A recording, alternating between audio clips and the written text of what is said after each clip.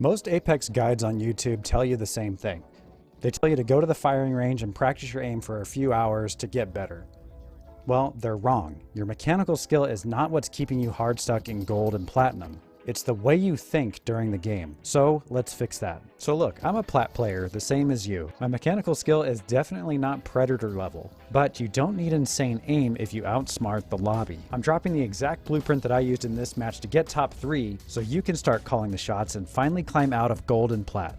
Let's look at the map. We landed down at the tree and we immediately got the circle. So our plan was to move up to the left through Thermal Station and start heading north and reach the train tunnel where you see us at here, and then move into staging. And the staging part here is a really good spot to fight. And we knew that because you had escape routes, to the east, to the south, to the north, and to the west. And we even had this little canyon right through here that we could escape through if we got into trouble. So we knew this was a good spot to fight. Something that I always try to remember is you gotta have an escape path, especially if you're playing someone speedy like Axel or Pathfinder. Make yourself an escape when you get third-partied or you need to reposition quickly. Just make sure you're fighting in a spot where you have multiple escape routes. And this guy that's behind me, honestly, we probably should have just pushed him and fought because we already took down his teammate, but I didn't do it because our teammates weren't with us, so I figured it's better just to retreat back and stay with them. Most of the time that's going to be the right move, especially if you're not a Predator level player, and that's kind of what we did here. We then got pushed by the squad up to our left on the ridge, so my immediate thought was we need to get to that canyon marked on the yellow dot right there, because that was going to give us multiple escape routes. So we immediately started pushing up to get there because we knew that was going to be a good spot to fight. I send out my drone here, it gets blown up immediately, but we do get a couple knocks right here as well. I kind of dance around the rock here looking for this team and I could never find him. I kept going the wrong way, but he does eventually go down and he launches himself up and away. I'll try and throw my Q here for him so he could zip away. He just barely doesn't make it quite in time. And then we get pushed by that other squad. So immediately I start to retreat, but I notice Pathfinder doesn't retreat. So I stick with them because I'm not going to leave him all by himself.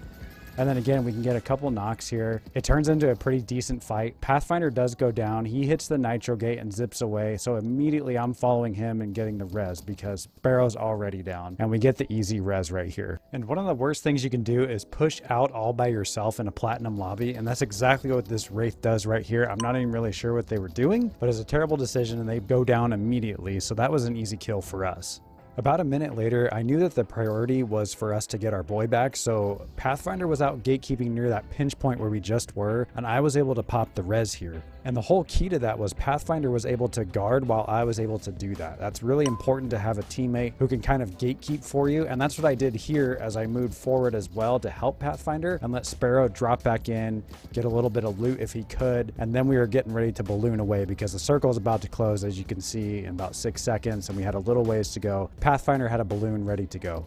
After we made it into the zone, one mistake we made here is looted for just a little bit too long, especially right here after this mythic bin. The next circle is already up. We probably should have left a little bit sooner and got set up in the circle, which ends at Mirage Voyage. And we made it onto Mirage's ship, but honestly, we could have gone probably a little quicker to position ourselves. In the end, it worked out. Once you reach the top 5 as a platinum player, your priority needs to be circle positioning. Get to the circle as quick as you can and hold the position and be extremely patient and wait for the other teams to fight.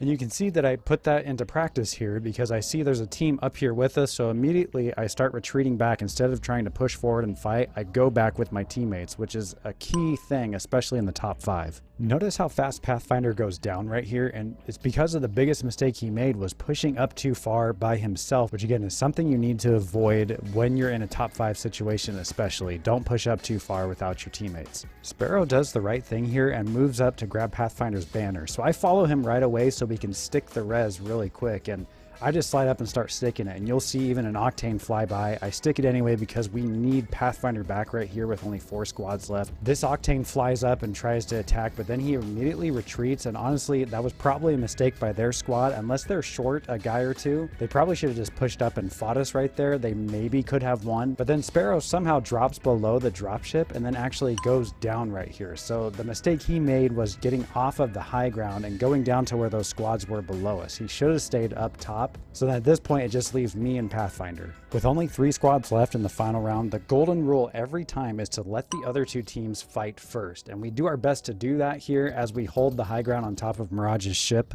We hold on for as long as we can because we know there's a team below us and a team out there by those boxes. So honestly, we probably could have played it even a little slower, as you'll see in just a second.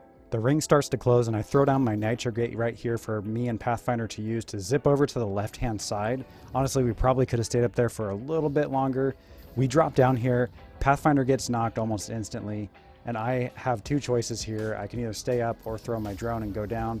I decided to go down. Honestly, I probably should have just stayed on the high ground right there. Maybe could have survived a little bit longer.